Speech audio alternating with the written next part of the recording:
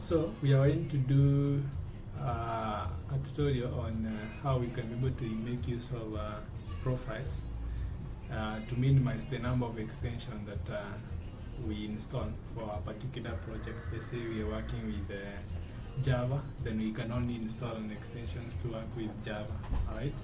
So what you need to do is just come to the user settings once you have a VS Code installed, and then click on the profile settings, and then click on create profile.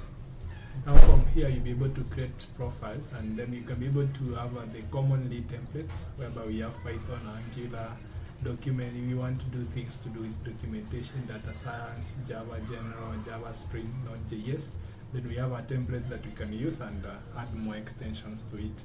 So for instance, we want to work with Java Spring, we are going to just create Java Spring. And then from here we proceed and give it a profile name, and I'm going to call it Java profile.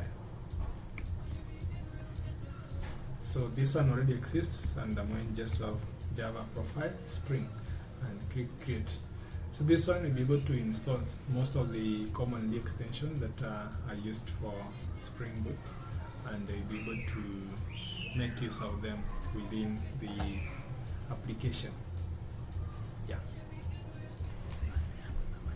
Alright, so I think now once that installation, ideally once you create that profile, you'll be able to install all these particular extensions that which are used by Java.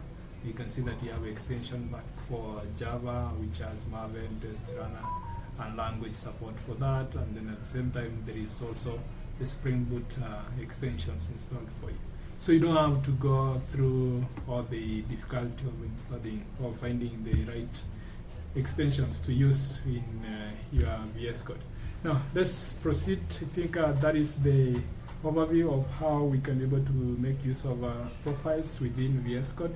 Now in the next tutorial, we are going to do a tutorial on how you are going to create a simple Spring Boot Java application within VS Code. Thank you, and don't forget to subscribe on the link below. Thank you.